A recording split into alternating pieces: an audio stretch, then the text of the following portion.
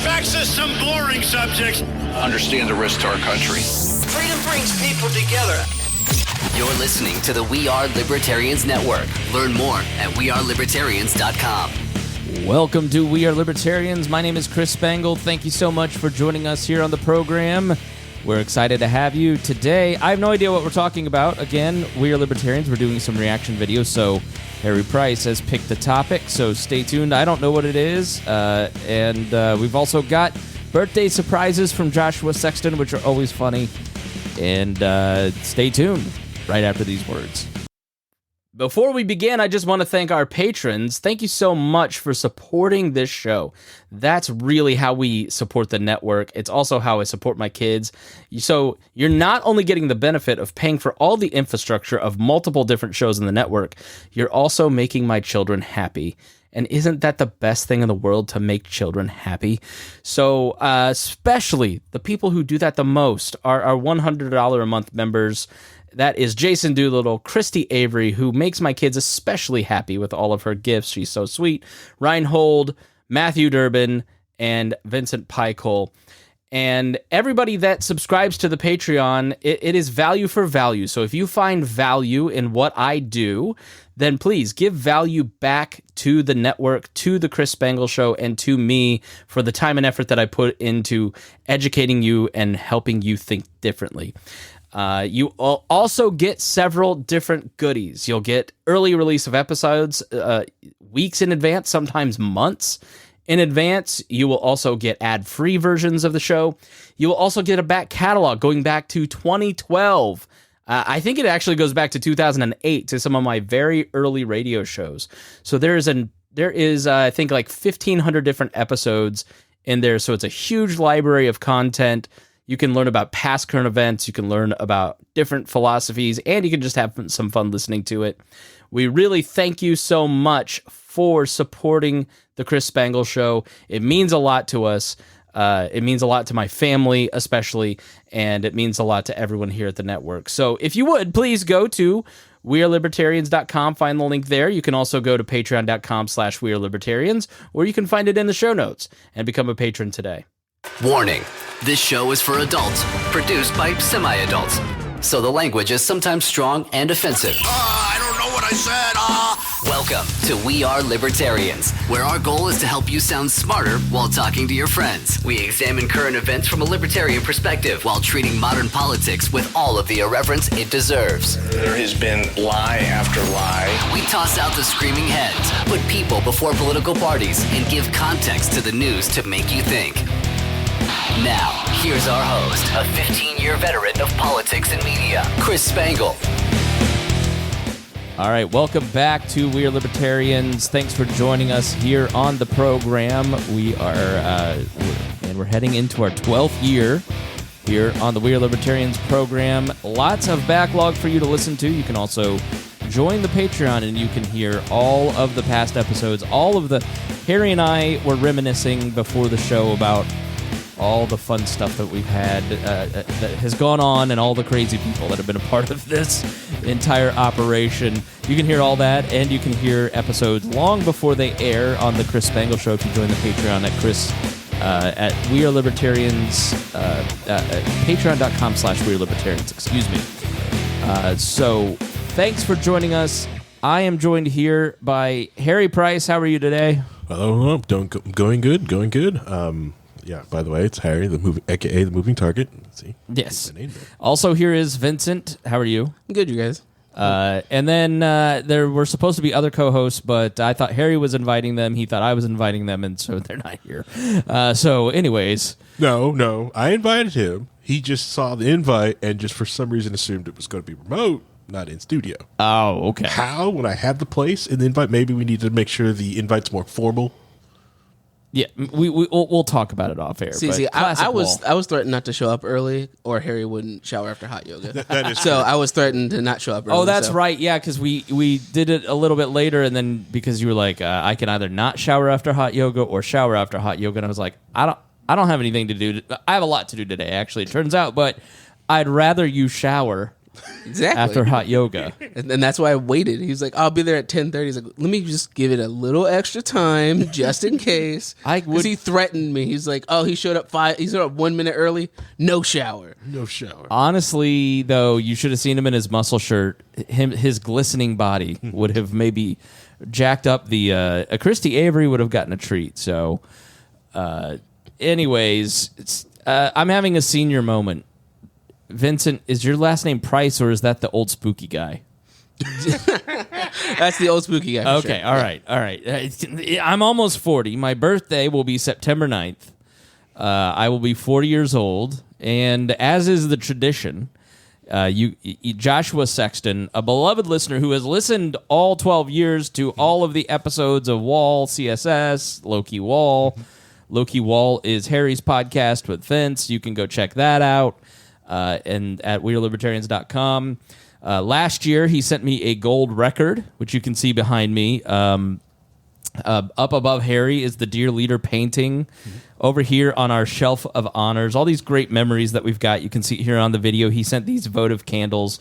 The Ron Paul votive candle is upside down because things are in turmoil over there at the Ron Paul Institute. We've got some super male vitality. We've got a Canada thing, if you remember that joke. Down here, what else? The Lord, he made me a Lord one year. A Wayne Allen Root hat. Won't go into that. Down there's Maya's mask, if you remember Maya, who is alive and well, believe it or not. Yeah, every year Joshua Sexton sends me a birthday present, and this year he's gotten me two. So thank you for the knife. I asked for the knife like 10 minutes ago. I said, Harry, do you have a knife? And you said... Well, that's racist to assume I have a knife. No, you're a dad. Dads all have knives. Well, yeah, but, you can't just assume I have a knife. At Christmas time, you go, has anybody got a knife? And 14 dads whip out their knives. Harry, what did you get me for my birthday? The same thing I get you every year. Absolute grief. Hell. I give you content, okay? Work, because you love work. I do love work, actually, yes. This is a little hard to open. I should have opened it beforehand, but here, all right. So this is the first one. We'll get to the show later, but... so this is pretty cool. What is this? You're dropping stuff? I'm dropping just throwing stuff everywhere. Important things. This looks like some sort of sign.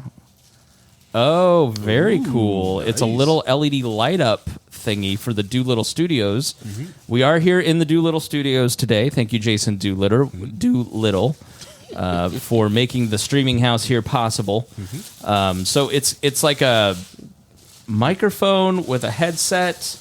Yeah, it says WAL Studios. I'm not even going to keep this here. I'm going to take this. I'm taking it home. Hang it up in my house.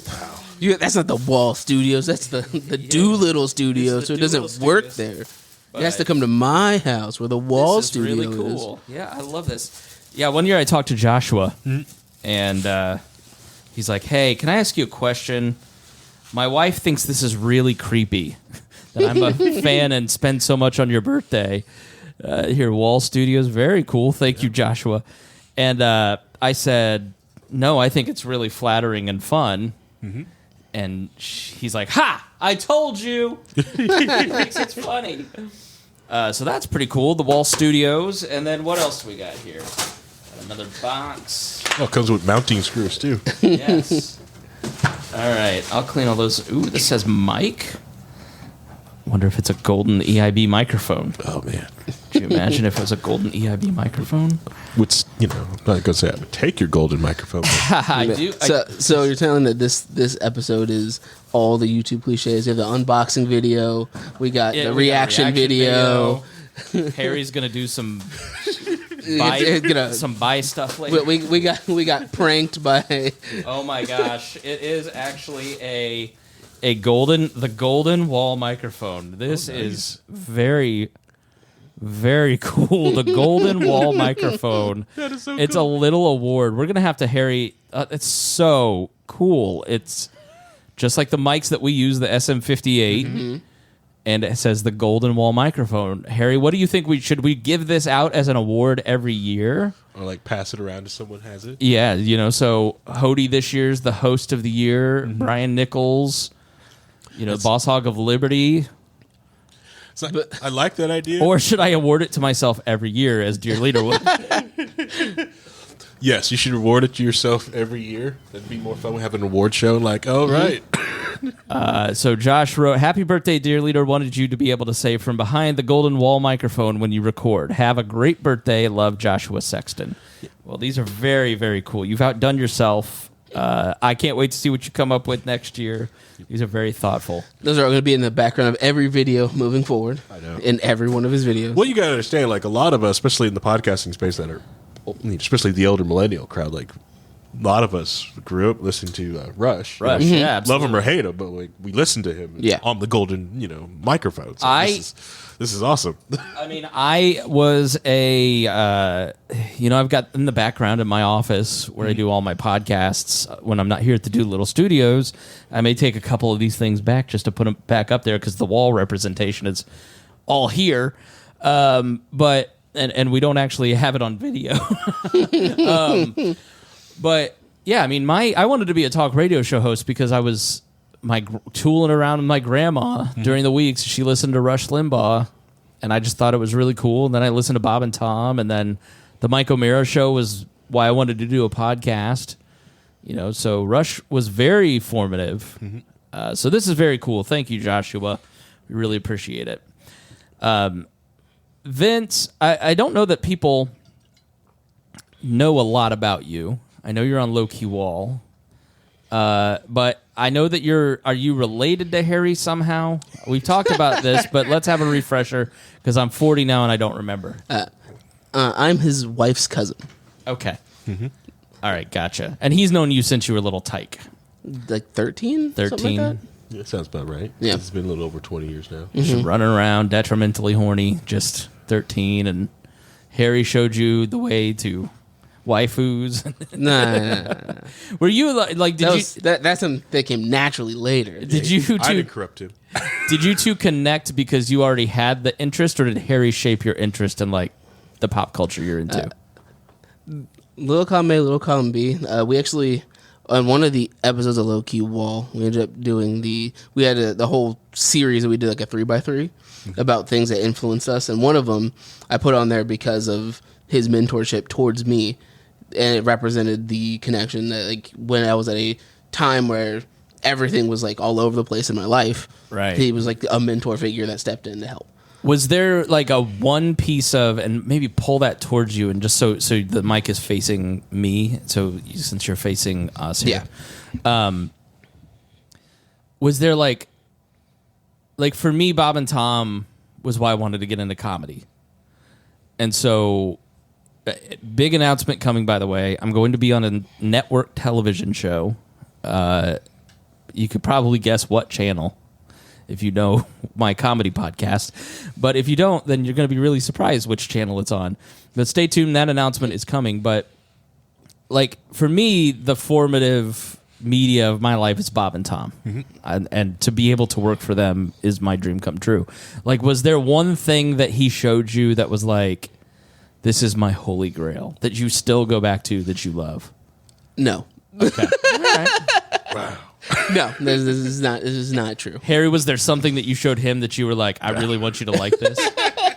Yeah, there's tons of things. It's called being a mechanic. Yeah, there's tons of car stuff. I really wanted to get into cars, but it's not happening. Nothing. Yeah, nothing. Yeah. Yeah, no. Just me as a person, I have a very scattered mindset that I've taken a lot of information from a lot of random things and hold it. So, like, a great example is in high school, we had to do a Shakespeare project. And I remember, like, the first part of the To Be or Not to Be. Soliloquy, just off the top of my head, as producer Paul made a joke. He's like, to meme or not to meme? That is the question. And it just kept rattling on there, like, why do you know that? I was like, I don't know. I am literally reading Hamlet again right now, and I just bought the Kenneth Branagh. I love Hamlet. That's, as I was asking the question, that's one of my formative. I've read Hamlet probably like 20 times. It's just like one of those things. I know you're a writer too. Like, is that part like Hamlet and Shakespeare? And just sticks or what? It's just for that stuff. It's more of I just I just absorb information from everywhere. So my inspirations are like all over the place. It's like, oh, I like this way this storytelling happens, so I'm gonna put this in here. Oh, I like the way that these characters are written, so I'm gonna use those to influence how I've written characters.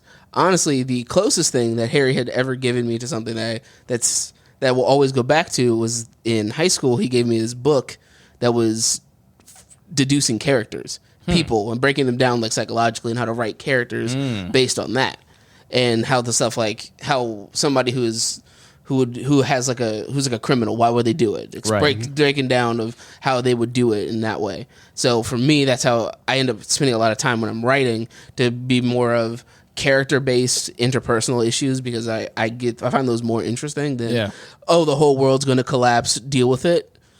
Right. What kind of stuff do you write?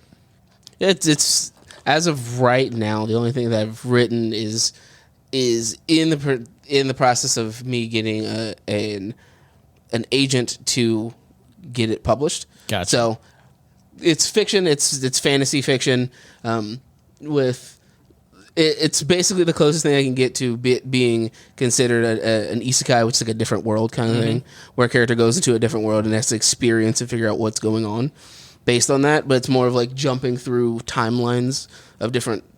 Basically, the Earth is different based on different things that happen in the world fell in a different pattern. What are the counterfactuals? Like historians do that all. What if Hitler had won and Philip K. Dick wrote that great book that one of the TV show? One of the examples I did was basically the planet is covered in a giant rainforest, and what happened is that during the rubber boom, instead of them deforesting the rainforest, it has the opposite effect and cover the whole planet in rainforest. It's almost like coyotes, Harry. The more you kill coyotes, the more they spread. Yeah, that thought process of how things would be massively different due to minor changes. So you're shopping it, trying to find an agent to get it published. Gotcha. So do you like keep rewriting and writing and or do you just have it sitting on a shelf and I'm not going to touch it because I like it? The first time I did it, I read it and rewrote it, and I got an editor to edit it professionally. And then I went through it a second time and then a third time. So during those times, I've added like 10,000 more words through the editing process. Because like you read it and go, oh, something needs to be here to make the story make more sense. Yeah. So here I'm going to insert this extra chapter and ram it in the middle of this plot, and now I have to go back through and change everything to make this make sense.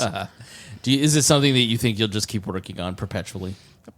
Hopefully not. Okay, all right. Because this one has an ending that could lead. That's like a cliffhanger ending that leads into other things. So I don't want it to be a perpetually set on the shelf. Yeah. Is it like really hard to get an agent and get published and like get your foot in the door places? It's very much you have to find the right agent to match what you're looking for. Right. It's because some agents are better at shopping rom-coms than they are a fantasy story or things along those lines. That makes sense because Harry, you know how to you network with a certain historians network with historians. Right. Yeah.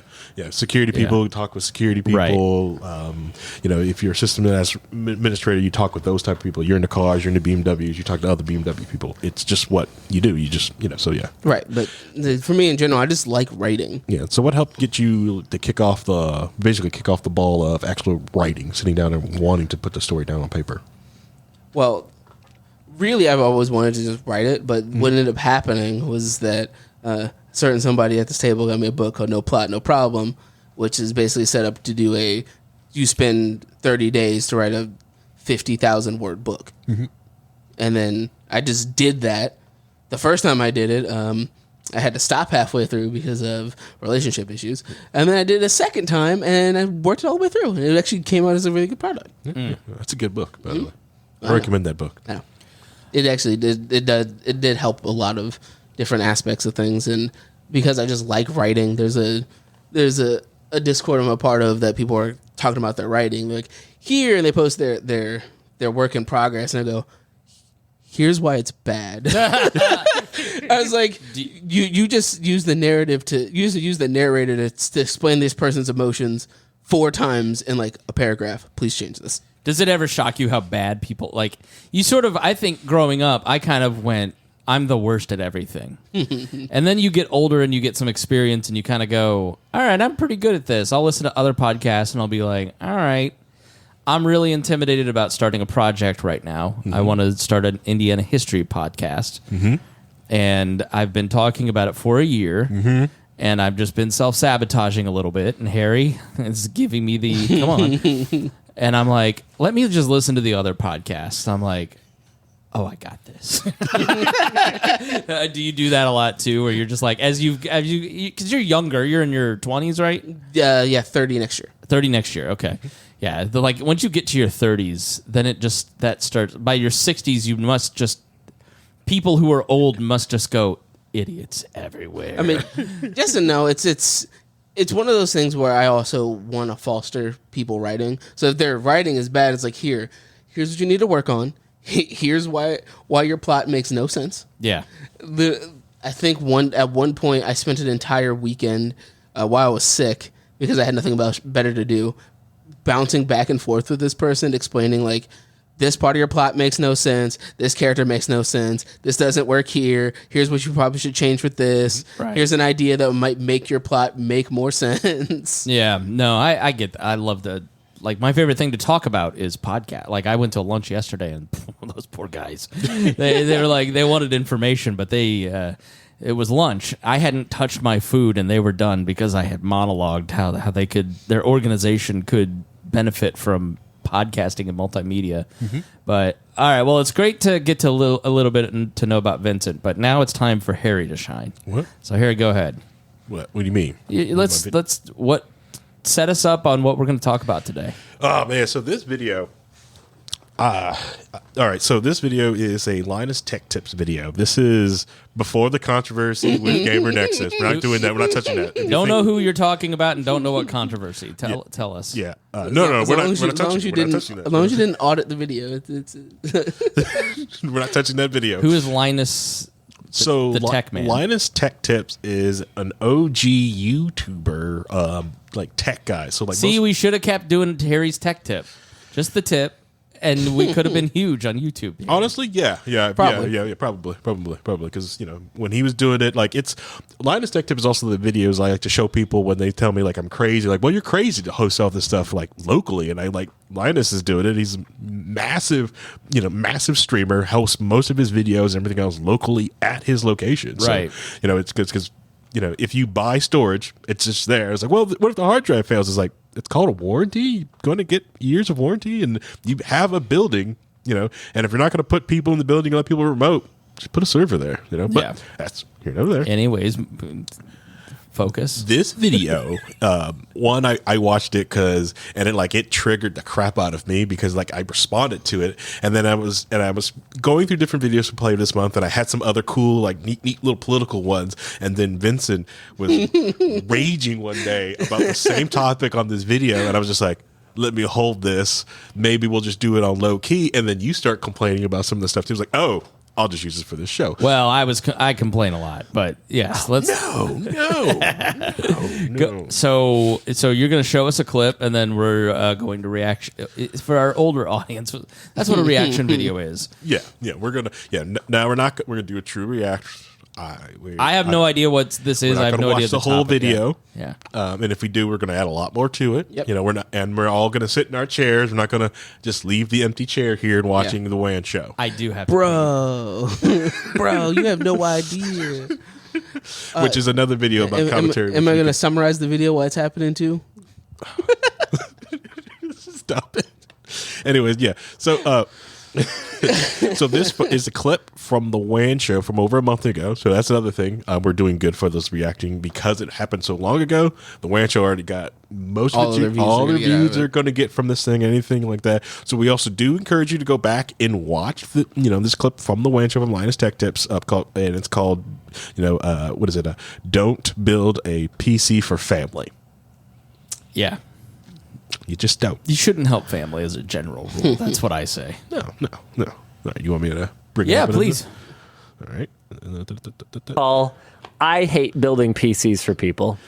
really do hate that this thing auto plays. Yeah, as soon as you you pull it up. Yeah, that is video. annoying. It's annoying. You know, So who's Linus? Who are these two guys that we're looking at here? on the left, so the WAN show is Linus Tech Tips' podcast. On the left, that is Linus. That's Linus Tech Tips. So he started this huge, massive multimedia like network. So like most people, when they have to go and like a lot of people, if you're not in the fruit Apple ecosystem and you actually care about your technology, you want to like see people review and talk about it. A lot of people go to Linus Tech Tips to learn things about it. You know, or even learn about their Apple products. You know, like Linus takes apart a lot of.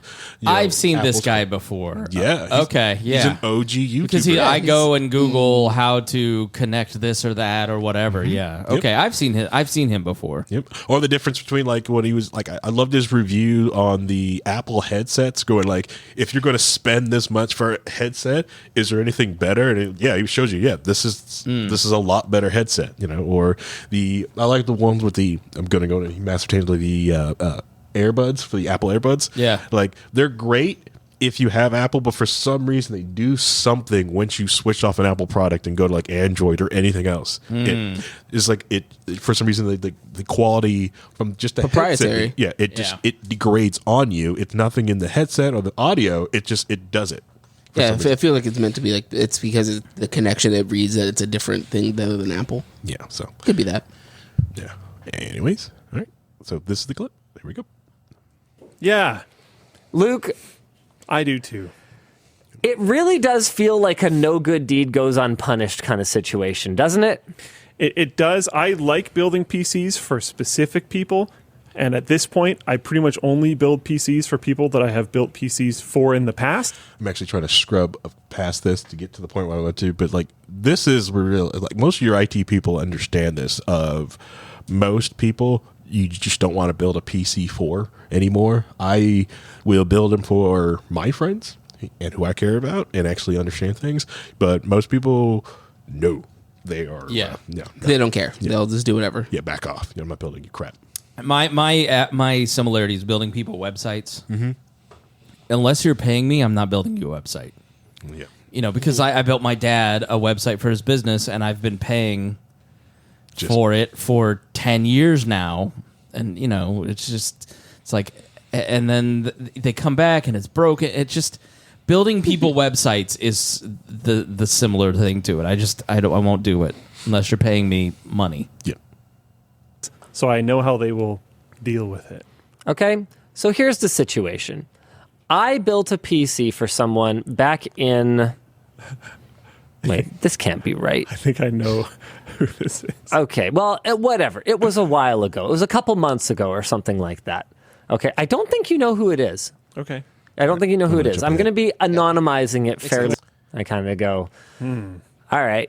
It was definitely at 144 when I gave it to you, which is in February, early. Yeah, it's just like I'm used to the scrubber and VLC. I don't have the scrubber. Just to know exactly where you want to be. Yeah, it's just my fault. I need to just put the stream machine here and use the VLC anyway. But anyway, so he's setting up the premise. So he built this PC, this gaming PC for a family member. It's running correctly when he dropped it off, and he's back, and he's like, and now things are happening with the PC.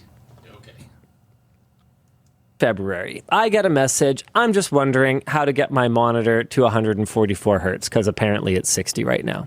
I kind of go, all right. It was definitely at 144 when I gave it to you, which is all I care about. This is one of those situations where the PC wasn't free, but it was like very not retail, if you know what I mean. Like there was some wheeling and dealing that happened to make sure that this person who was, you know, a family friend definitely got like something a lot better than they would have walked out of Best Buy with. So basically he like hooked a friend up. They paid him for the PC. Yeah. But he did it at super discounted, helping them out. Correct. Yeah, got quality things without it being, you know, gotcha. Yeah, super off the shelf. Yeah, it's like or like let's say like if we are starting, you know, if we started another podcast, right, and we needed your help and conducted your services to help us, you know, you would take our budget and go like, well, let's get you some better mics than what you can afford, and we'll just start getting things, you know, and we would just have this stuff. So, you know, gotcha. Uh-oh.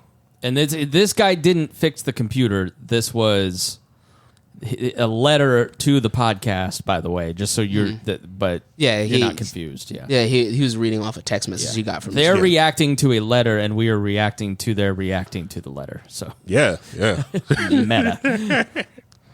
Yeah, it's better this way. Makes more sense. I don't know what that means. Sorry. How can I check? All right, so here it comes.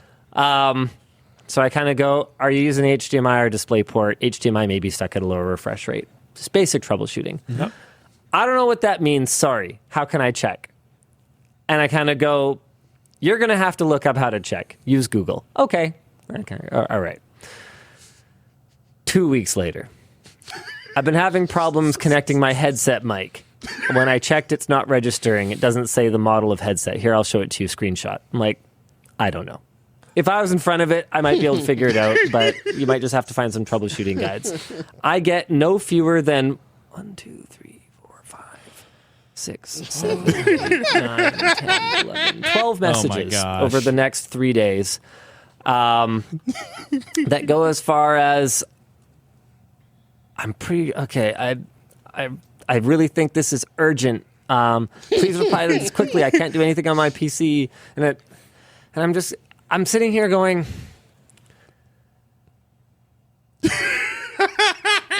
just staring. So I'm sure we've all been in this situation all the time. All the time. Absolutely. And it's like, you try to do this good deed for this person, and the simplest thing is like, what does that mean? Because I can imagine, like, we asked Spangle to set up the studio, like, well, like, I don't know, the audio's coming in with, what cable are you using? Boss Hog of Liberty. All right, you use names. No, I'm joking because, like, Boss Hog, for instance, has a studio, a physical studio, and Dakota has done a great job of, like, Googling how to fix this stuff. And then probably once in the last 2 years, they've hit a snag, and they're just like, I'm out of questions to ask Google. Can you help me? And we troubleshooted it. They got it fixed. They had, like, this buzzing thing. That's totally fine. Right. But the helpless baby syndrome, I've got a coworker who, if it gets back to him, he's not going to be offended. So I'll say, you know, we had this situation at work, okay? One coworker is not tech savvy. I mean, like a helpless baby. And he admits it. We all understand it. We cater to it because it's just there's something in his brain. He's great at the things he does, but then once it gets to the computer's not working, he's not like a boomer where it's like, oh my God, I logged myself out. How do I get back in type deal? But, you know, we built a computer. So instead of buying a Mac, a Mac Pro, which is what we tend to use. This is a Mac Pro laptop that's more powerful than my 2017 Mac Pro. But this is portable, right? Yeah. So we built a computer because it was going to be cheaper. Yeah. And I don't know what happened. I'm not going to blame anybody. I'm not going to blame the person that built it. I'm not going to blame the person that was using it. But every week there was another problem with it, right? So there was genuinely, I think, something wrong with a part or whatever, because there were just parts of it that just weren't working right. And it was very frustrating for the person that's using it and feels like guilty for asking for help. Right. And then there's also like a little bit of, is there something wrong? I don't want to admit that maybe I don't know, or I don't know what this part is doing, or I've showed this person and it's just not right. So it's just like all this communication that's not working right. So we ended up selling it for parts and buying a Mac, right? Because, you know, when he flipped over to the other Mac that he uses, it was like 3 times faster.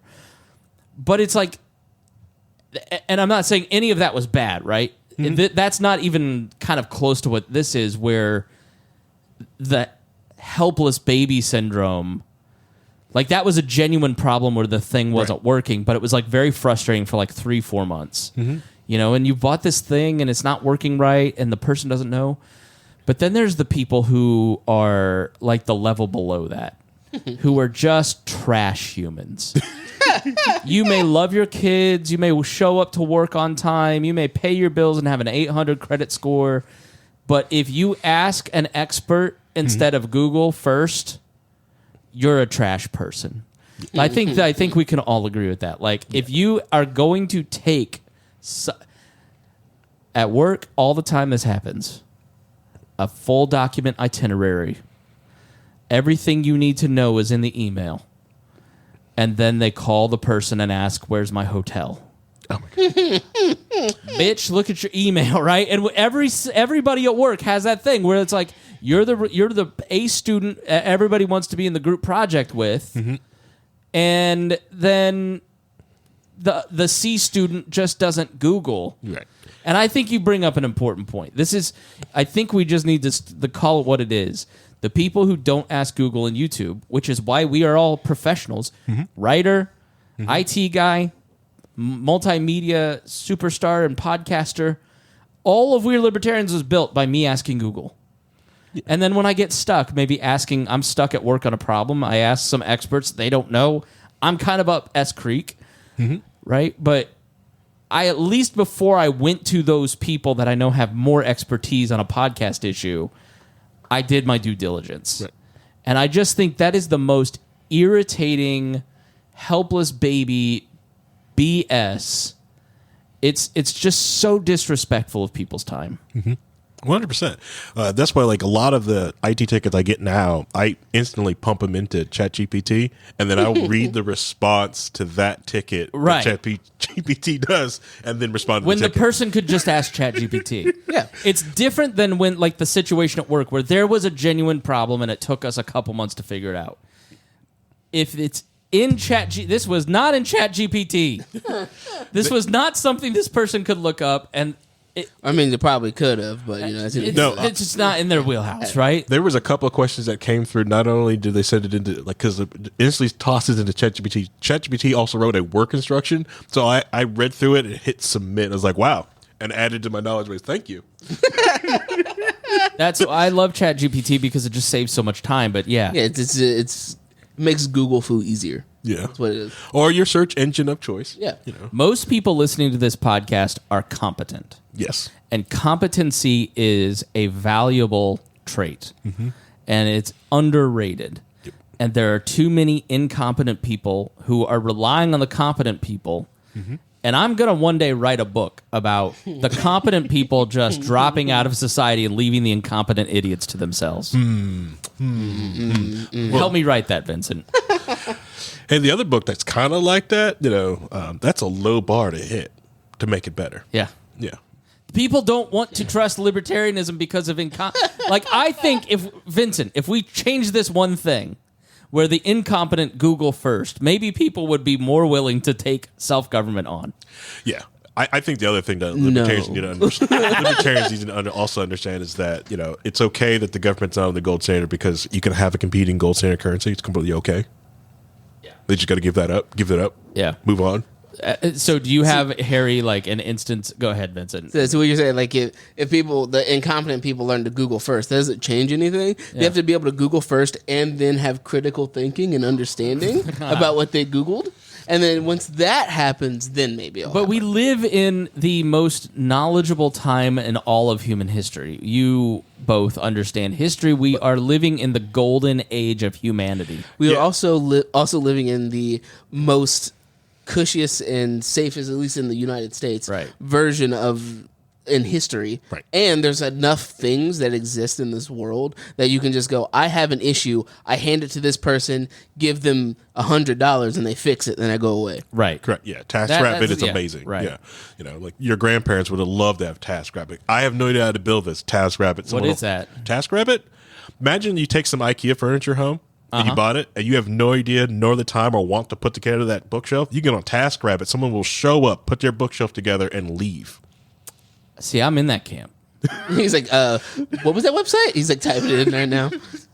It's an amazing little thing that you can do, but I enjoy it. Because there's a lot of times I'll sit there and look at the price, especially from IKEA, because I think IKEA either has a partnership with them, because I bring that up because a lot of time when you buy something from IKEA, they ask you like, hey, do you want to get some from TaskRabbit? They'll build it for this price, and then you can just go, okay. Sure. That's called marketing. What it sounds to me is that TaskRabbit goes, what is the company with the most complicated furniture build-up that everybody complains about? Let's team up with them. That way we get that bank. I was trying to get, like, because my wife is really good at putting IKEA furniture together, and I kept telling her, like, you could do this as a job. You know? Some people enjoy doing that stuff. Yeah. Yeah. Yeah. Oh, furniture assembly, mount a TV, like, I couldn't mount my own TV. I'm going to be honest with you. Oh, yeah, that's a TaskRabbit job. Like, look, my brother-in-law, so we have 4 IKEA bookshelves in my office and 3 in my daughter's. The difference in those IKEA bookshelves being mounted to the wall in my office versus my brother-in-law, who is an engineering genius and has patience, is night and day. It's flush against the wall. It's tight. The children will climb on it. Nothing will happen. My office, they're going to jiggle because it's kind of hitting the stud. It's like it's missing like 4 screws. He didn't know where they went. I just don't have the patience to do that kind of stuff. So, yeah, that's, help moving. I hate moving. Electrical help. I couldn't do that kind of stuff. Yard work and gardening. I'd love to go do gardening for people. Yeah, it's just like that's capitalism, right? Somebody wakes up every day excited to grow turnips. Yeah. I don't know what a turnip is. I've never eaten one. Yeah, you can get TaskRabbit. Like, if you want to start a garden, you have no idea what to do, you can get on TaskRabbit. It's another commercial for TaskRabbit or other applications. Yeah. Every day on my walk, Harry, there's a house that I walk by in front of it, and they've got 2 20-gallon pots on the front stoop. And in these 2 20-gallon pots, they have 4 tomato plants, a rosemary, 2 basil, and flowers. Nice. Yeah. No. They got no fruit. Everything's withered because each tomato plant needs its own 20-gallon pot. Like, I thought about yesterday, they were out front, and I walked by, and I thought about stopping and saying, can I help you figure out how to garden? Because you have failed. And not only have you failed, you have done it on your front porch for me to walk by and judge you every day. Like, so give me $15 and I will tell you the advice that I have spent 15 minutes Googling. But we do live in an age where any piece of knowledge you want is at your fingertips. So that's why I get sometimes upset with the school debate. We're like, well, what do you teach us in school? I'm like, can't you just use the computer to figure that out? Like, I don't know how to do taxes. Well, really, you can 15 minutes on the computer to teach you how to do taxes. Or I don't know how to make a budget. 15 minutes. Dave Ramsey has a whole video program to show you how to budget your house. You don't have to spend a lot of time. Yeah, that's the thing. It's like you just don't want to. Yeah, you don't want to. It's not easy. Yeah, that's the thing. My conspiracy, because I know where this video is going, is that about millennials and their tech literacy, is that I feel like there was a generation gap between where the technology happened, where the new group of people are, like, especially the Zoomers, don't have to figure out how to use technology because the millennials did, and they can just ask the millennials to do it for them. Yes. So you know so why? You're spoiling the video. You know why? Because think of your grandpa, or in your case, great grandpa. Like, because you're younger. Like, my grandpa was in World War II and could fix anything. I mean, he made Harry look like me. I mean, he could rebuild houses. He could rebuild cars and flip them. He had gained a hard set of skills in the military in Japan that served him the rest of his life. So my mom and her sisters didn't have to learn any of that stuff. Uncle Johnny did because Grandpa made him go work, right? But the girls are helpless babies, right? So they were raised not having to learn hard skills because they had codependent parents that did stuff for them. And I bet that's just society-wide, like that greatest generation just kind of took care of things. And so the baby boomers just never learned a lot of hard skills like, I don't know, budgeting a government, governing properly, doing technology because they're trapped in between two competent generations. Correct. Yeah, they built one underneath them because they just had to, because they were just abandoned. The Gen Xers were just basically latchkeyed and abandoned. We are the ants and they are the grasshoppers. Right, and that also caused the generation after the Gen Xers to want to protect their kids and give them what they didn't have. But now that's caused another generation where the kids are also latchkey, but they're latchkey to their computers.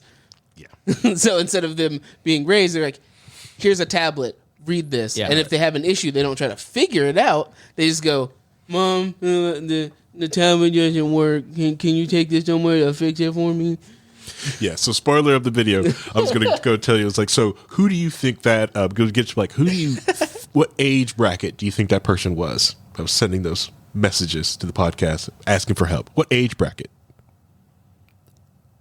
I mean, far be it for me who started the whole boomer hate, which I don't have as much hate as I used to, and it's mostly a joke. I bet you they're millennial. Zoomer. I'm not surprised. I think boomer's too easy. Mm-hmm. I think it's just laziness and a lack of intellectual curiosity is not a generational problem. Yeah. Because like most boomers nowadays either will have given up on some computer stuff and just will have figured out ways to just go around it, or they figured these skills out. They figured them out. Gen X, definitely, they grew up with it. They were around with it. They were left alone with it. Millennials, a lot of the technology was booming and going, but it was all in its infancy, so it would break constantly. Like a lot of people like, oh, Apple's so stable. It's like, yeah, it used to not be that stable. Yeah, it used to be a piece of junk. You had to go and fix it, put everything together. That's. And those Apple users, love their Apple products. They can tell you why they love them now, and then because they put all these years into it. And now the newest Apple crowd, everything just syncs. They don't have to know why it syncs, how it syncs. You don't have to learn any of that. It just kind of, I put my Apple ID into it, and I can take a screen from my Pro to my tablet to my phone and just drag and a drop. I don't have to think about that. If you're listening and you've got a story of somebody that just needs to Google, leave it in the comments for us. Go ahead. Yeah, it's one of those things of you realize how much that changes when you're growing up with something and you're figuring out as it's also growing, and then when something is established, how much it's completely different. So because a lot of the millennials grew up with how technology is advancing, and it's now kind of hit like this weird limit where we're gonna have to transition into Internet 3, which even then is a disaster in and of itself. Oh, yeah, the DRM internet. Oh no! Somebody just asked me to the talk. NFT internet. Somebody just pitched me on having them on to talk about blockchain, and I'm like, the issue with blockchain technology, and I tell everyone before I talk anything about blockchain, is like, well, why is it on the blockchain, and doesn't it need to be on the blockchain? Because if it doesn't need to be on the blockchain, then you're just putting it on the blockchain for marketing purposes. But to Vincent's point, right? I think, Harry, you and I grew up at a time where, growing up in the 80s and 90s, the 80s was a time where you had a lot of stuff that was now previously, like buying a radio in 1950 was like you had to save up for it. Buying a big screen TV in the 90s, you had to kind of save up for it. It was very expensive. But there were a lot of little technical devices that were so much, like a transistor radio in 1985 cost a small amount, and there was an excess of them because they had been on the market for a while. So like as a kid, I always played with radios and record players and strung them together, and amplifiers for guitars, and like there was pieces of hard technology that we could take apart that our parents or grandparents didn't want anymore. They encouraged us to mess with cars. And now innovation, so there's still some high end stuff, but like, you were born in the 80s and 90s, you came up at a time where there was a massive amount of mass-produced things that were available to fool with, and your parents also had the money, by and large, to do it because they had excess income. Right, and they also didn't have the knowledge to fix it, so you were given the opportunity to try to figure it out. This thing's broken, play with it. And then now I think money is a lot tighter than it's a lot tighter for me to give stuff to my daughter to throw away, and everything that they care about is online and not tactile. Correct. Online subscription services, and constantly charging, like it's a lot of those times, like my first TV that I had in my bedroom, like getting a TV in my bedroom, I pulled it out of the garbage and fixed it. Right. My dad took me into I got this, screen wasn't shattered, sat in the garage with my dad, and we put this TV back together and fixed this thing. Color TV, amazing. No remote, a little scraggly, but I had a TV. Yeah. It was the same thing with radio. Like when I remember getting my first radio, I took out the garbage to fix. Right. It had a grounding issue, so it would either buzz or one of the channels wouldn't play. But soldering iron and a little couple flux to the rescue. In my case, it was like my dad would buy a new TV, and then he still does. He's just shift that one to the garage, and then the garage TV. I don't know what we're gonna do with. Let's just throw it in the basement and abandon it. So you pick it up and start playing with it. Yeah. And I also have the issue because there is a. Now you're going to sell that on Marketplace. Correct. You're not going to give that to your kid to fool around. What is want it? the money? I think there's a 50 to 60 inch TV in the bathroom here in this house because the backlight's out on it. Yeah. And I should just get rid of it, but my brain go I can fix this thing. Yeah. Right. Yeah. Then you end up with a second house full of junk. I literally have a CRT just sitting in my spare room. It's not even a small one either. It's like a 30-inch CRT just sitting in my spare room. Yeah. The fat back, play Smash Bros on TV. Is it your old monitor? No. That's long gone. That's a whole other situation. I pulled out my radio because we were at the library and my daughter wanted a Boxcar Children audiobook, and I was like, okay, we could put this in. I could dig up the old CD player out of the garage, put it in your room. You could listen to it while you play. It'll get you off your tablet. And then my heart was broken. This was my radio. It's still tuned to 94.7. I mean, this is my... Because I got a bigger radio, at 12. And so this one just kind of got set to the side. But this was the radio that, I played all my tapes on. It was I treasure this thing.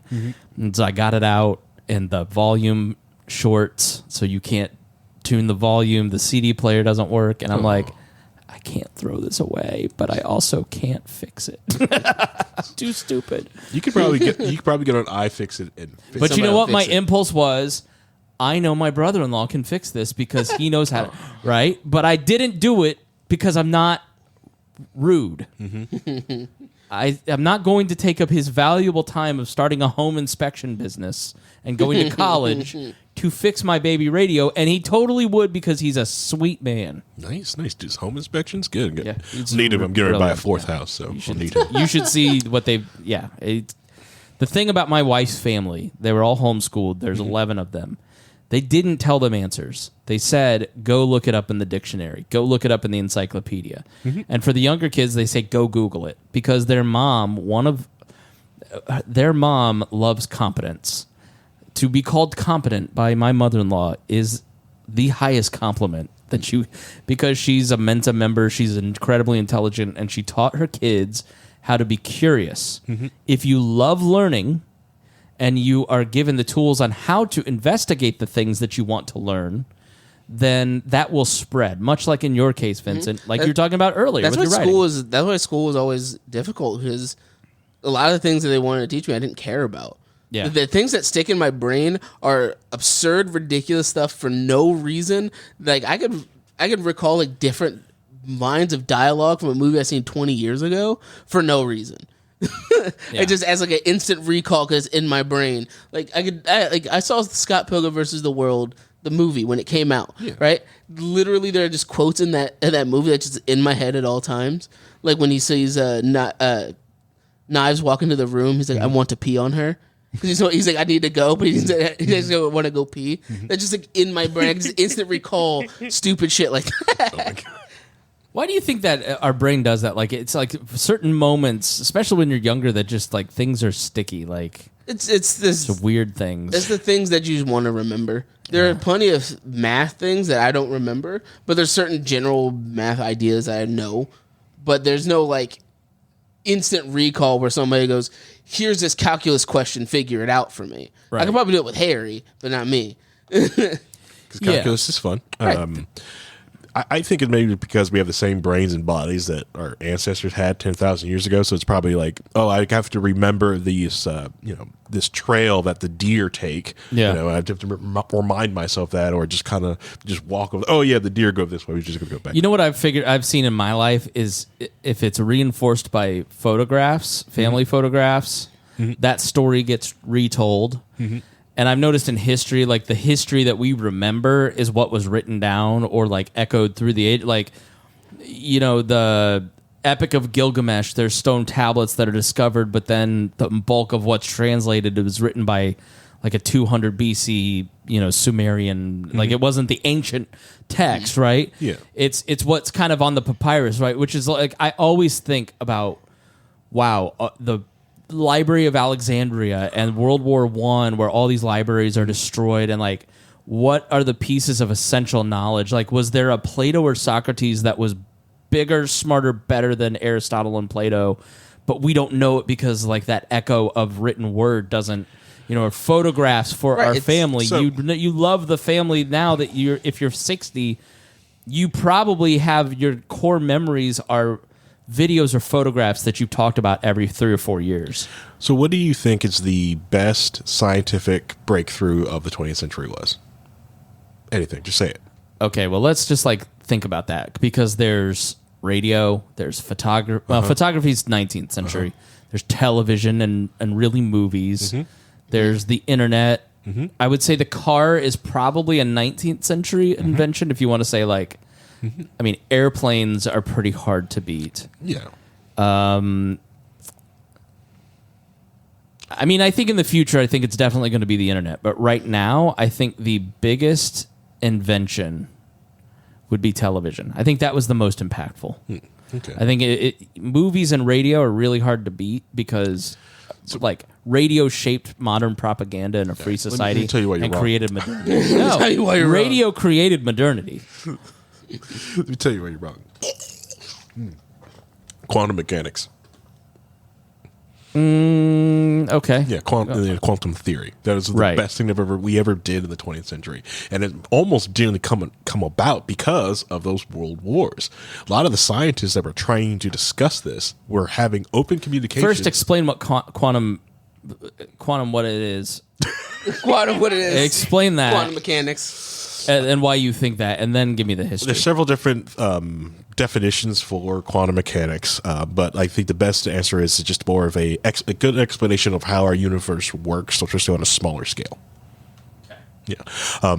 And a lot of the scientists that was developing the theory, so we was trying to leave Newtonian physics and come into what we know as quantum physics.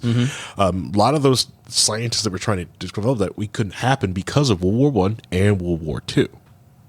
Because they were trying to have these conversations to do all these different discoveries, but everything kind of messed up. And there's other reasons. No, you chase all the Jews out of all the universities in Germany, which was ground zero, like Einstein. Yeah.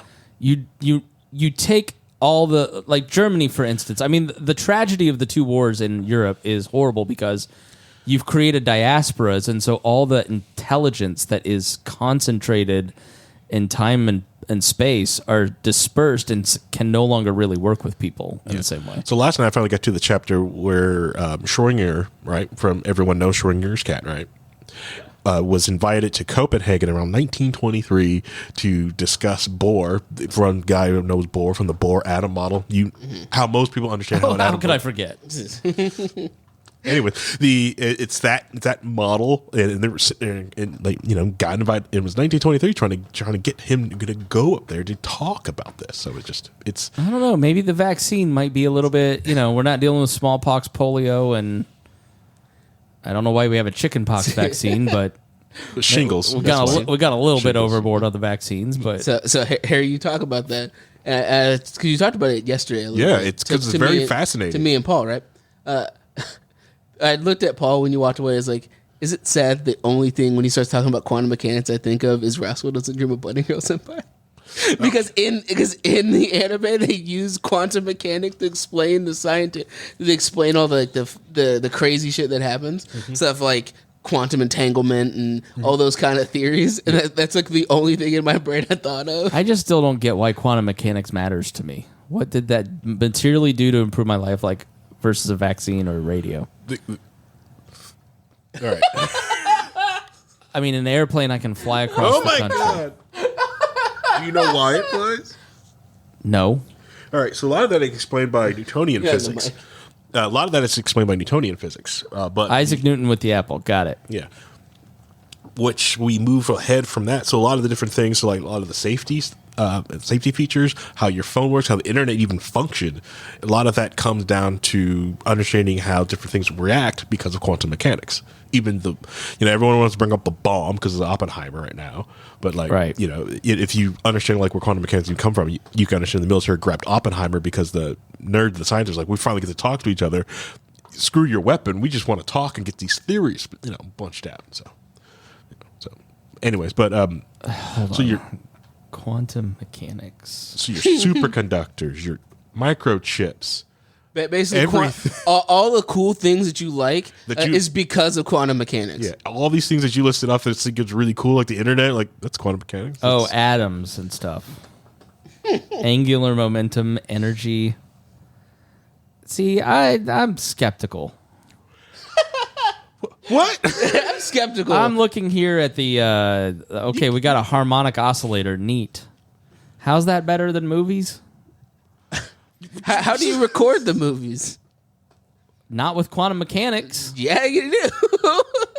Explain to me how that works. All right. You don't have to look at how the ins and outs of each camera works, but a lot of the microchips and the little transistors, the capacitors in it, that's all quantum mechanics. All that was designed by quantum theory, stuff like that, and was built from engineers. Yeah, that super cool soundboard you have there is because of quantum mechanics. I'm so tired of nerds. Like literally, you having a career is all because of quantum mechanics. I'm so annoyed with nerds. Hey, can you build me a computer, by the way? A lot of the vaccines, stuff like that, and how things work. That's also chemistry, biology, all stem from the basic of the Ace Undead says if LK99, a potential room temp superconductor, turns out, then quantum computing will become viable. Correct. Yes. Explain what he just said.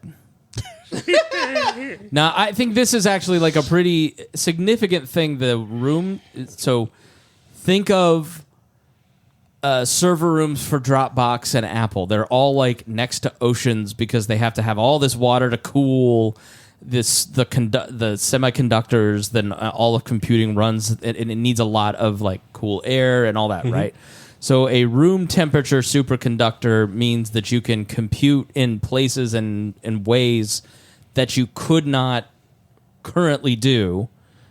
Do I have that correct?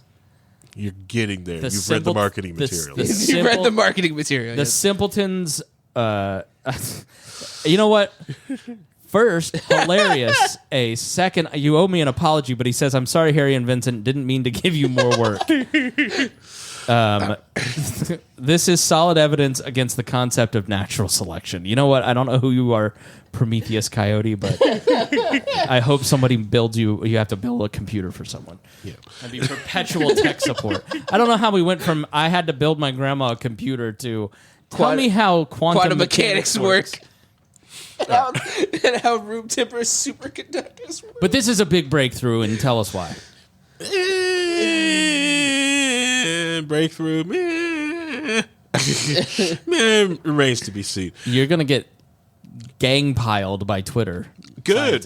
That's what science is. You're supposed to disagree with each other. No, that's not how science works. Science is, we use science in discussions. Just like I hated the whole thing during the stupid COVID times of the vaccine. Like, it's like, you're discrediting scientists. Scientists have these discussions about discrediting other people's theories, but they have it in non-layman papers. You have to read these things to understand what's going on. This is where things you have to not on podcasts. You have to prove your theories. Right. You have to prove your theories. Yeah, and the whole point is that you have somebody, you write your theory, give it to somebody else, and go, "Oh, I can recreate it and prove that this idea works." Which is what's happening with this. Oh, it doesn't. You lie. Go away. Right. Which is what's happening with the semiconductor, where they keep trying to at different places recreate because if you can get it to work and you figure out that one little millimeter difference, then you win the prize. Yeah. Right. And there are, I forget what the theory is called, that if it does work consistently in one area but it doesn't work somewhere, there is a variable that you're not moving, and I forget what that's called. I'm not a full-time scientist, so no. I'm not going to get all the words correct all the time. That's not what I do. Yeah, but it's one of those things. If you don't call somebody out on their bull, especially in scientific research, you create a lot of issues. The Alzheimer research got brought back 20 to 30 years because the guy who wrote the piece that everyone was using false information. And it completely brought back all the research they did because it was based off of a false premise that no longer made sense. Yep. So now they're like, well, great. Now all of our Alzheimer research has to be done again to try to make it work. Yep. Redo all the models. All the models have to change. Yeah. So, and that's why you want to call people out on lying, especially in the scientific community, because if you don't, you get that. And this is where the real superconductors are going to be used. So a lot of the scientific labs, when they do scientific research, use these superconductors to help do some of this research. And a lot of that has to be chilled to really cold temperatures. I forget what the kelvins is on it. So they have to. I love Kelvin and Hobbes. So they have to make something really cold, so it doesn't, because it's, or it will break. This thing being room temperature, it doesn't have to be chilled that much. But we kind of make different conductors, but it's more of the price point, and there's different thing that goes on about it. It's not so haha, we've got this and now everything's going to change. We're going to have hovercraft, stuff like that. That's not going to happen.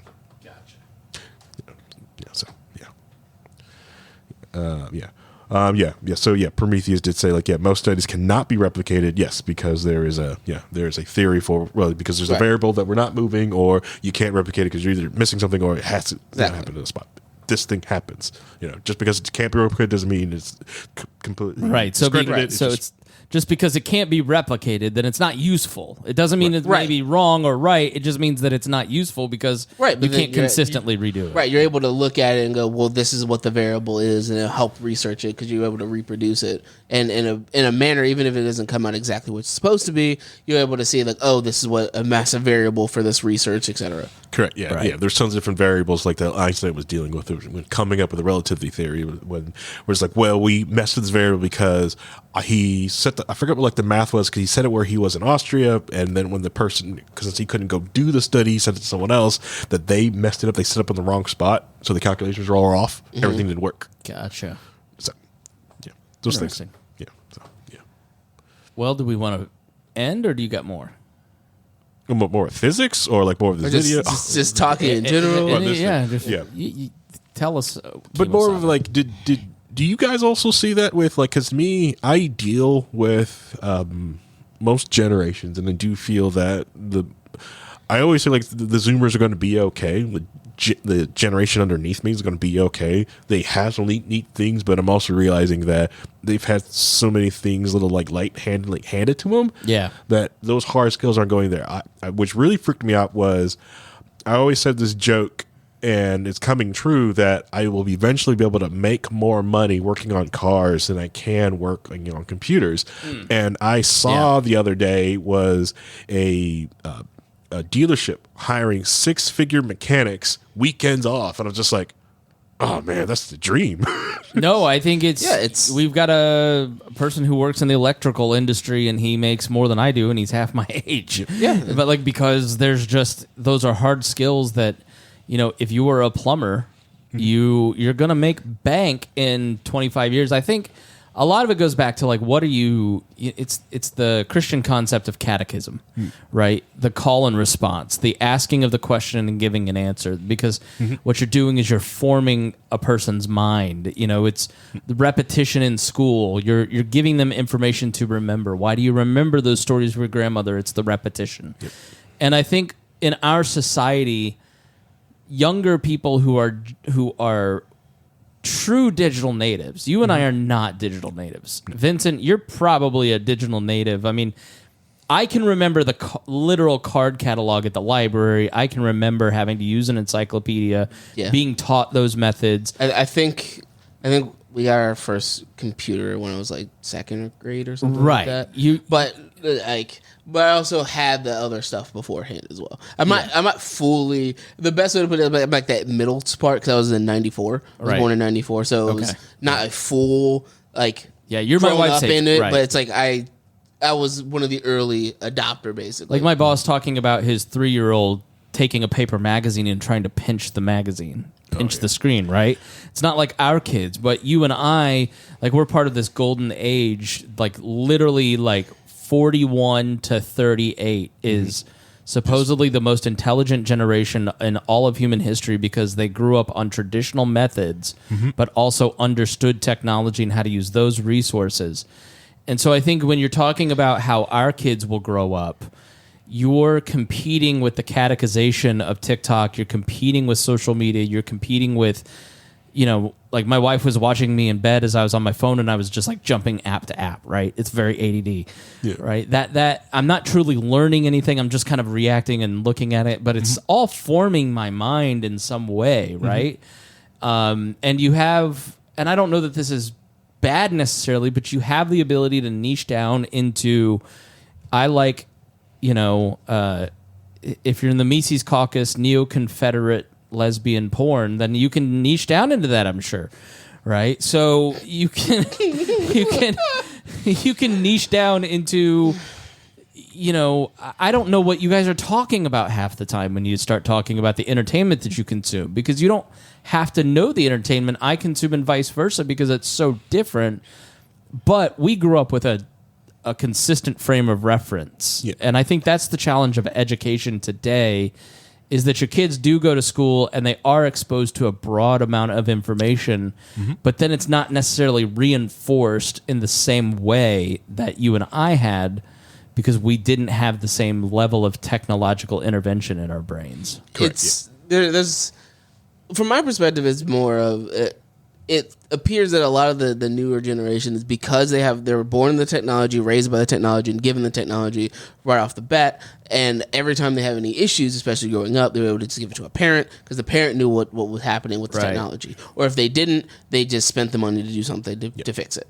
And a lot of those jobs that people are thinking of, like the electrician or the plumber, all the hard to maintain jobs or the hard labor jobs people don't want to do. That also comes down with the propaganda of everybody telling you to go to college and getting rid of people doing, going to trade schools and learning through trades and doing that kind of stuff. But there's also the fact that a lot of the kids growing up are inundated with like the influencer culture. And I think I think the last research they did, like 60% of the kids say they want to grow up to be an influencer. Yeah, they don't want to be basketball stars like us, or want to be anything like else, because that's what they see all the time, and that's what those people are like. Oh, I have all this money, even though most of the time, a large chunk of the time, they're putting on a facade or they're panhandlers. Yeah, of course, they're literal panhandlers. Yeah. Obviously, they panhandle that they're broke and then get in their Bentley on the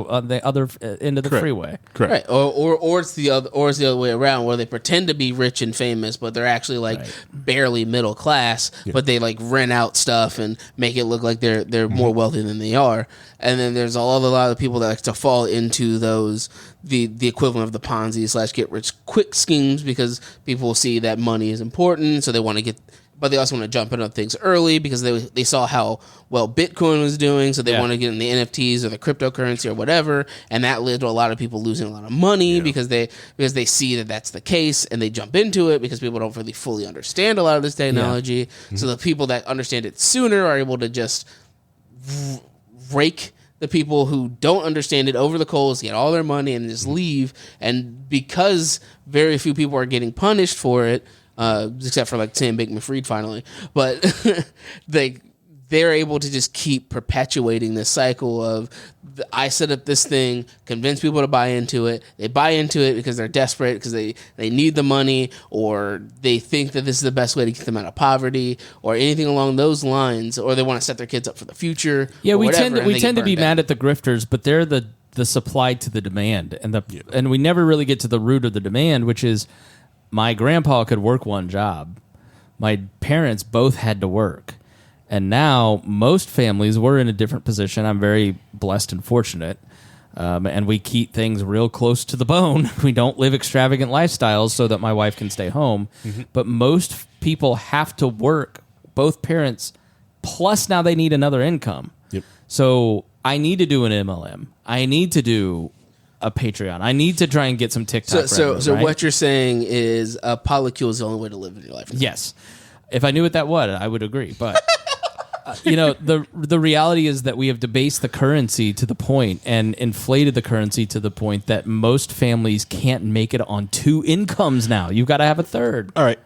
I get that, but it's also hard for me because I can sit down at most people's finances and go like, okay, you're poor because of this. You don't need Netflix. You don't need this. You don't need that. Get rid of this thing. Go to this dumb phone here. You basically need an internet connection. You get rid of some of the stuff, this loose change stuff. Like people just keep adding things. It's just like monogamy in this economy. Free will in this economy. I could see that argument in that the way that the cultural influence.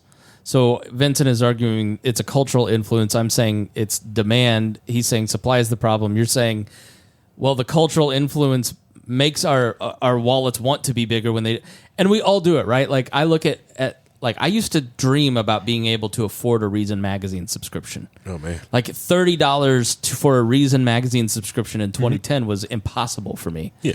Now I've got like probably 10 magazine subscriptions, right? Like it's just or to make it even more to the modern generation, it's like, oh, well, you don't want cable anymore because no one needs cable. You can just go to a streaming service. Well, now there's 17 streaming services, and they're all plus you pay $10 to $15 a month. Hulu Live for $100 plus the 20 other, and that's what I do every single month. I sit down and I carve out and I go, look, do I need this? And you know what? I cancel. I went before our wedding. We were broke, and we're kind of in a tight spot right now. And I went through and I canceled almost everything except for the stuff I absolutely use. Like I use ChatGPT, so I'm going to pay for the subscription because I don't want the whale fail. And then I forget about it, and I'm like, I haven't thought about Paramount Plus. I haven't needed it. I haven't logged on. I haven't been hit with, you don't have a subscription. So I didn't need that $10 a month thing or whatever. Right. The only, like, as of right now, I think the only subscription I'm subscribed to is High Dive, which is an anime streaming service. Right. And it's a small one that not a lot of people use, and just want to support these people to do this. Yeah. Because they're picking different kind of things that other people don't normally pick. So that's like the only real subscription thing I'm subscribed to. Yeah. I got Netflix and I got Amazon Prime Video, but there's so much content that has been created out there that you can stop absorbing brand new content for the rest of your life. You do not have to watch a brand new video ever again, and you can watch a new one to you for the rest of your life. You can easily go to Goodwill and pick up not nickel, but like really cheap Blu-ray movies and VHS tapes and DVDs of movies that you have probably never watched, and it's good. And some of it's good content. It's just no one has physical media. For the Zoomers, a VHS tape is tape put in a player machine. So Prometheus Coyote says, I feel like blaming the decreasing U.S. standard of living on subscriptions is like blaming the housing crisis on Starbucks and avocado toast. I do agree with that. My wife and I always have this argument because she's like, well, just cancel more subscriptions.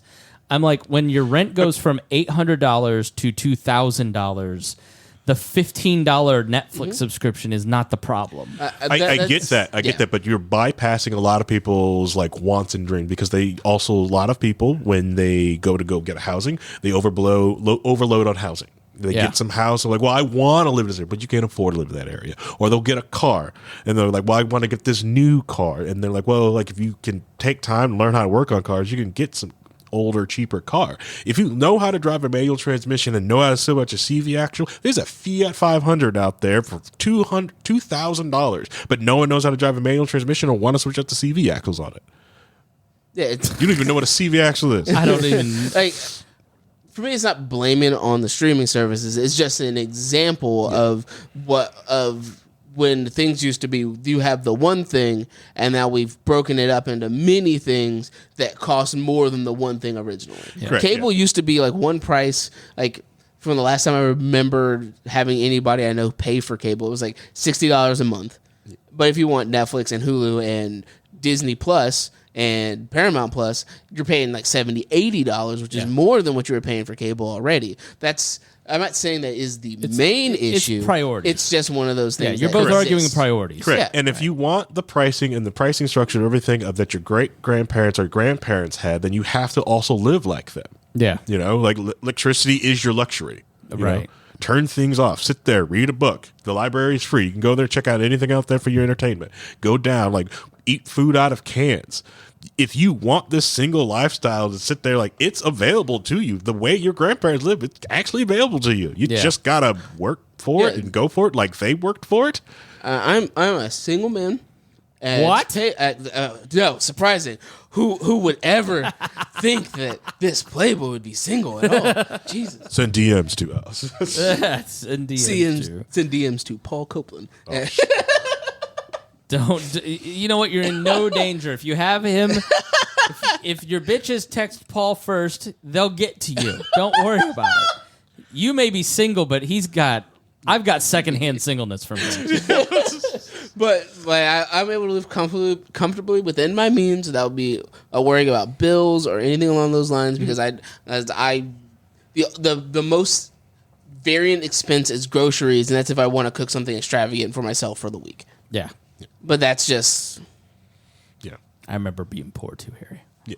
Yeah. It's days when you're like, I really want to go to McDonald's, but I've got $4 left. Now, those are the most people that you hear complain about, like, not doing that. Now there are the actual poor people who have disparity out there. Like, none of these tips will help them. Yes, there is. 100%. Not discrediting those people at all. Those people are out there. They need help. But those people you don't hear, those people aren't complaining like everyone else is. Yeah. Those aren't the people that have a two income household, both making significantly more than minimum wage, and like in a variable price range that would be significant for one person by themselves, but they're spending it on luxury or things that they don't necessarily need, but then go, well, I'm so poor I can't afford anything. When you're buying lobster tails for no reason, when you don't need lobster tails it's why at the grocery store. When you read the news or you read the conversation online, like the complaining about discomfort versus the complaining about injustice or marginalization, those are two different conversations. Correct. Yeah. Right? Like people who are genuinely poor don't typically... Like, they don't want to point it out because they're genuinely poor. Like, my dad ran a janitorial service. I grew up around a lot of poor whites. Yeah. And I was a privileged kid. Yeah. You know? And then my parents became working class, and I became very poor because they got divorced. And I've scratched my way into the middle class here. But, you know... Inflation bring you back down. Right. And the pat-down experience, like, with Pat, like, what I have found when people are kind of poor... They're not as complaining about it as the people who are uncomfortable and could just make some changes, right? Yeah. Like it's the person who's genuinely hungry probably doesn't talk about it versus the person like me who I'm hungry right now and I'm going to complain about it, and I could go 3 weeks before I would probably actually need a meal for energy. Yeah. You know what I mean? Like I think that's the distinction that most people don't understand is that people care less about your clear discomfort and it's not equal to clear marginalization, injustice, real problems, you know? And a lot of different times, a lot of people because most of the people you find in situations, if you go through their history and what they're doing, you can figure out like this is, you know, like you could say it as blaming you, but like I can track the path that brought you here. You know, it's you didn't get your high school diploma. Okay, that's cool. You have 5 kids with 5 different women. Okay, you know, you have general skills because people hate the term no skills. It's like fine, I won't use the term no skills. You have general skills. You have skills that are so general, everyone has them. So there basically is the baseline of 0, but you hate the term 0 skills, so we'll call them general skills. So everyone has these skills. So it's like, well, why would and you don't want to go off and make yourself any better. You won't go to the library, which is free. You can go there, pick up a book. You can learn German this summer. You don't have TV or Netflix. You can pick up a second language and easily get a better job. But you won't do that. You rather just sit there and complain. I know. And it's like growing up as a young Republican, you're always complaining about the victimhood of the black community, right? Then I grew up, and I look around, and I'm like, I was like the systematic destruction of the history of Indiana Avenue to make IUPUI, for instance, and sending grandmothers in the 80s into the welfare lines so I could eventually go to a nice, comfy university, right? Like those are near history things that impacted my right, and so like I think. I forget what my point was, but like I just like to me like the fact that we got censored on social media, I talked about it and we'd always get a good pop. Yeah. But I'm still doing this podcast, right? Like the conservative censorship of social media is wrong from a principled standpoint. But like I think running around pretending that somehow that makes me a victim of something is just like kind of pathetic to position yourself that way when you're not actually unable to speak. You just are. It's unfair, but it's not unjust. Yeah, I do think conservatives at one point of time, for like a good brief season, they were unfairly attacked. But I think the places that were hosting them, that was taking that ad revenue, realized like, oh crap, it's switched. It's not better, but it's right. And it's going to happen the exact same way. We're like, haha, the liberals are getting banned. We're like, yeah, but the ad revenue, they need them for ads, so they're going to have to bring them back. Everything's like, all that happened. But like his family heritage house, which I don't know if you know this story, that like the house that that your grandma had, right? They bought that house after the state eminent domain, their original house, when they built I-65. Yeah. Yeah, it just so happened that I-65 downtown was built in the black neighborhood, split them up, and systematic. It's the diaspora that we talked about, the German scientists earlier. They did that to the black communities here in Indianapolis because they didn't want to move it 2 miles north and split up the white communities that had political power, right? So, I mean, you didn't have...